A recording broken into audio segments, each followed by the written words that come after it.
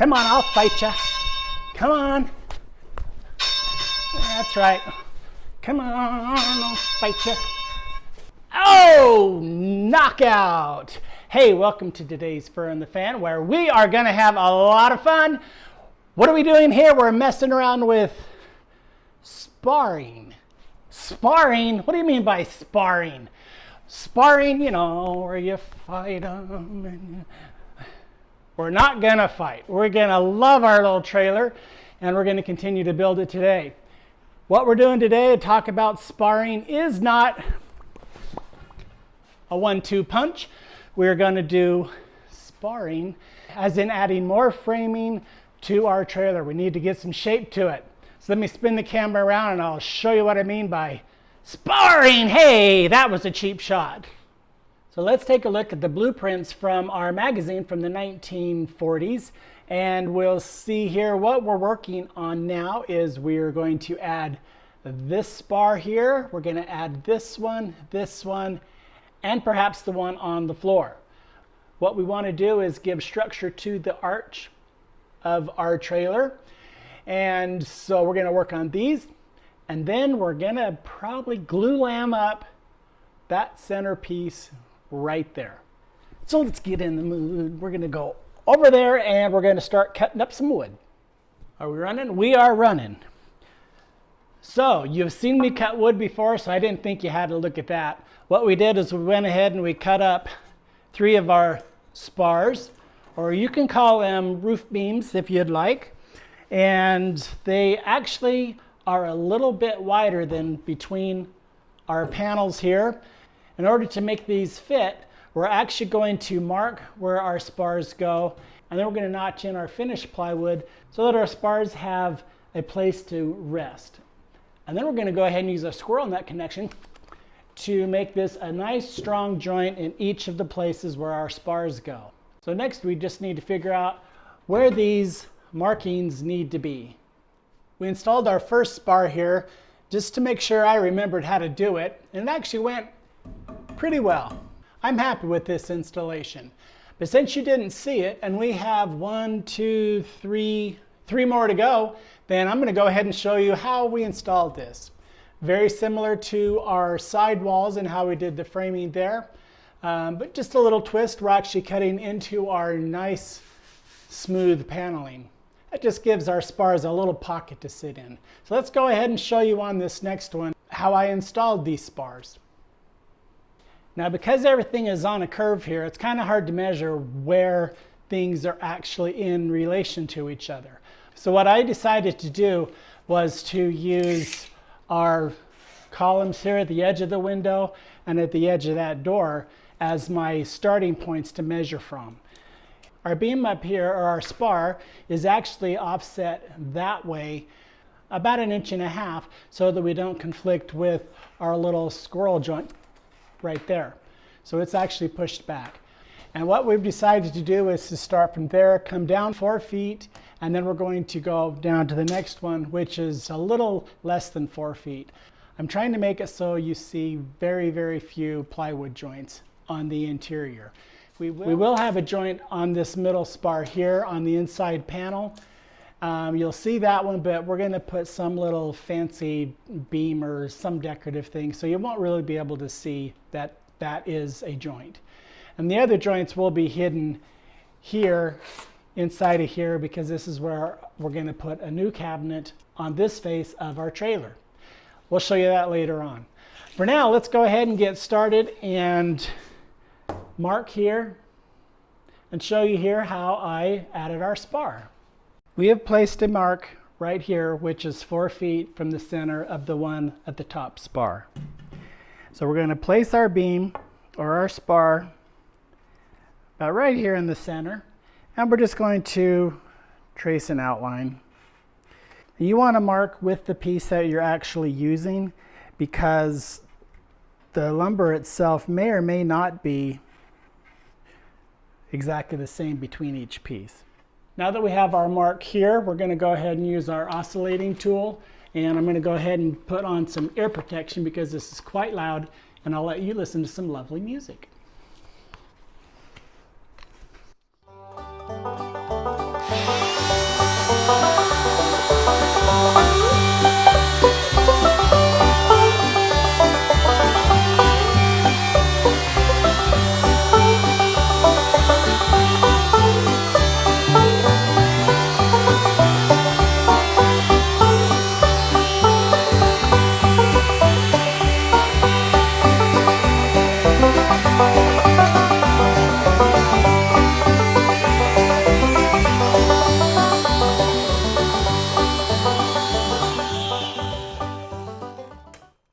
now let's go ahead and see if our beam will fit, or our spar will fit.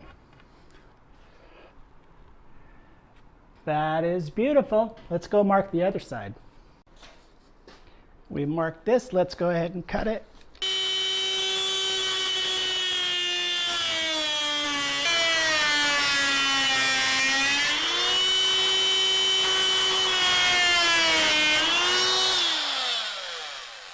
So having cut our two little pockets, we're going to go ahead and put our spar in place. I did mark the top of these because even though this is redwood and it's dry, it's still got like a slight little bow to it, and with any wood you want to put the bow on the high side or the gravity side. In other words, we're going to have wind pushing on this, so I'm going to have a bow on the front. Not that it's a huge bow, but it's just a little bit. It's there, and that fits there. Just like that. Okay, now let's get to our little squirrel connections. All right, so we're going to take our little T-nut. We're going to stick it in the hole. Line that up with our bolt. And just tighten her down.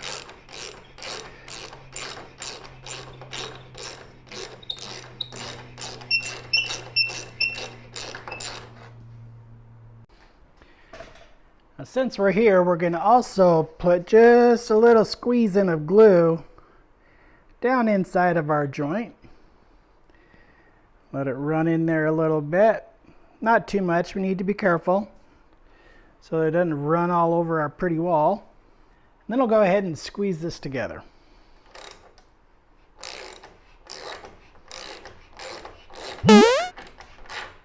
Uh-oh.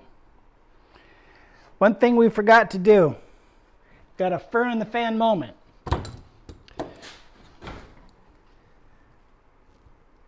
I forgot to do our Forstner cut right there so that our bolt will sit flush. All right, let me fix that and I'll be right back. Okay, that's two spars that we have set on our trailer. So let me take the next little while and I'll get the rest of our spars put in, and then I'll take you to our next phase. All right, here it is, folks. We have, folks. Do you feel old when you say folks? Yeah. Well, all right, here we have it. The original trailer only had 1, 2, 3 spars. But we have decided to do a few extras. I wanted a little extra strength in there. So we have 1, 2, 3, 4, 5. We have 5 spars. So 1 extra, and we're actually going to add 1 more in the middle of the roof on down the way later. But as for us today, we have 1, 2, 3, 4, 5. Actually, there are 6 spars in there. I was incorrect. I've added 3. I think it's a lot stronger, a lot better. The original plan, if you recall, has a beam going up the center here. I think we are going to change that up just a little bit. We're still staying with the intent of what they did in 1940s to have it strong here through the center. I added the extra spars here because of wind. I do remember on the original trailer how the front here was kind of bowed in a lot. So I wanted to add a little extra strength. That's why you see the extra spars. Okay, so what are we going to do now? Well,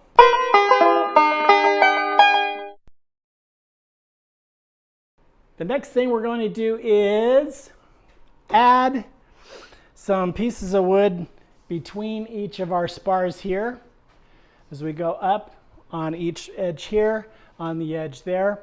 On the original trailer, they had the inside panel. It was just pressed against, well, it wasn't pressed up against hardly anything.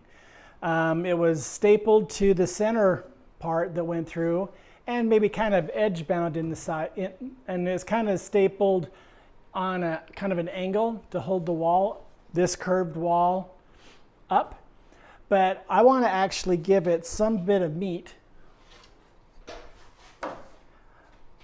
I want to add like a 3/4 inch piece of wood here around the edges so that we have something to staple the inside panel to. And then that'll also help along the edge here so it has a nice thick edge. So Next thing we're going to do is try to figure out how to cut not only our pieces on curves, but also we're going to need to cut that angle and that angle down there. I think we're going to use cardboard and or paper for a pattern. I'll give it a try and then we'll show you what I did. Boy, oh boy, have we been busy. We did figure out a way to go ahead and make our, I'm going to call them ribs because I really want to have some meat ribs right now. Probably because they kind of look like ribs. I don't know. But we have our pieces of wood. We used not cardboard, not paper, but we used poster board. It was easier to handle. And what we did was we would just make a pattern on the outside of our wall here. We would, well, I'll show you in just a minute how we're going to make these. But basically we made a pattern, cut out our wood, and then we fit our pieces right in there so that we have, when you're on the inside of the trailer, let's just say that this is our new panel for the inside. It'll lay right up against that, and we'll go ahead and staple it on down the sides. So that way, this is a really nice backer for our interior wood panel that's going to go across there. Now what we did, because this trailer is square, pretty square, we went ahead and we just made a pattern for one, and then I made four because I have one here. I glued two of them together in the center, and then I have one on the far side. So it's 4 per bay, and I've done this bay, that, there, and this one. And I just have this bottom one, well, 1, 2, and a few more on the top. But for the purpose of this video, I'm just going to show you how to make a set of ribs, and for this one down here. And then we will get this video out because I know you want to see the progress of our little trailer. All right, let's get going. So the first thing we're going to do is we're going to mark where the top of our spar is, and we're going to do that by using a square. Now there's a reason for this, but we're just going to mark right there. That's the top of this spar, and we're going to mark where the bottom of this spar is, and we'll just kind of bring it down with a little arrow. All right, that is step number 1. Step number 2. Step number 2 is we take our poster board and we line up that first mark, and then we'll line up the mark on the bottom, making sure that we have enough poster board meat, so to speak. I think I really want ribs tonight. Oops, that's too low. Then we mark along the back. So you can see where we just drew our arch, and that's where it ends. Now this is how we get our thickness. Because we're using this redwood, I'm going to set this presswood here.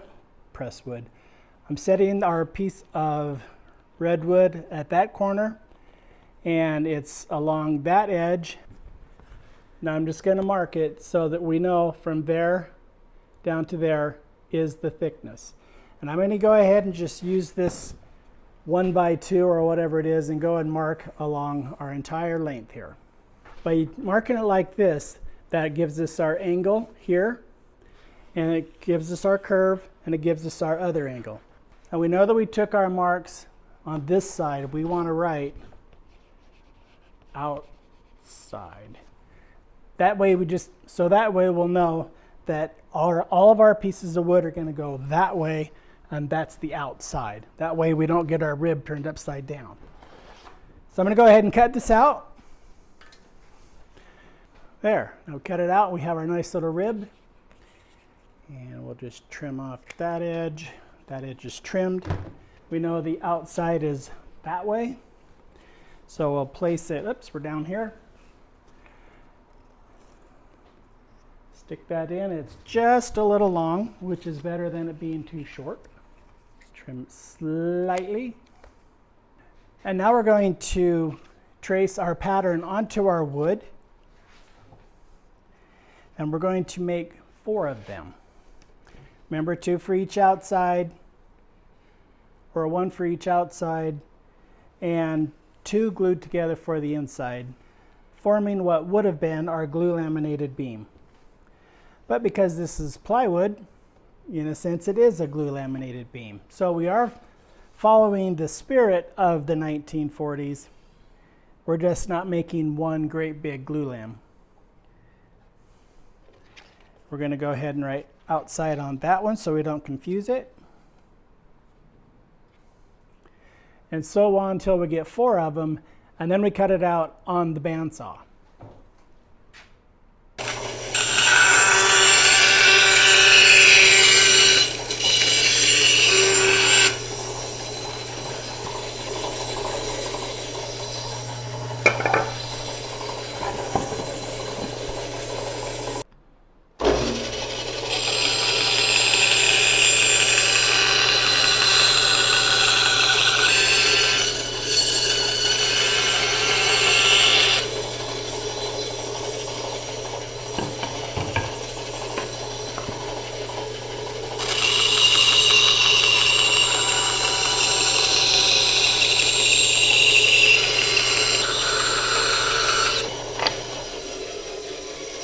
Okay, that is 4.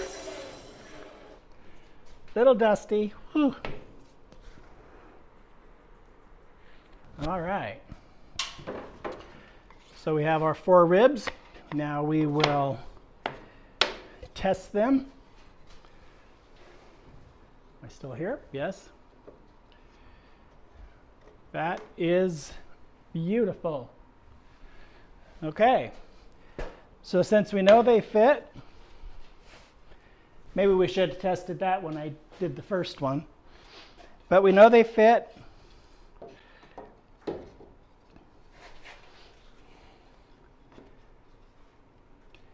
And that one might need a little bit of adjustment.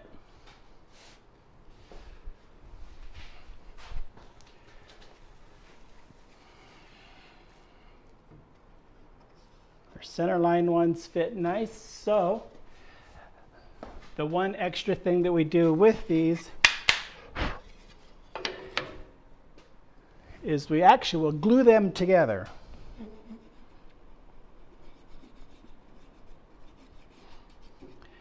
So I guess in a sense we are doing a glue lam along with our plywood, which is glued. I've never really glued a lamb. Bad joke. All right, have those lined up beautifully. We're going to get our little air stapler here. And because this slides around a little bit, we're just going to do one side. And we'll do the other side. One in the middle for fun. And we'll go ahead and put this on the trailer.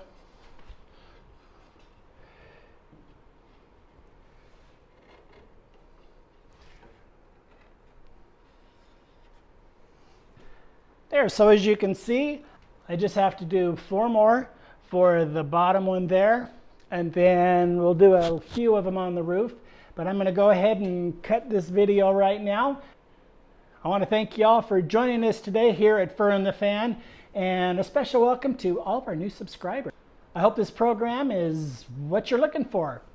We are rebuilding this trailer that was from the 1940s, and we are having a great time doing it. We have to figure out a few things as we go because, well, we want to make it stronger.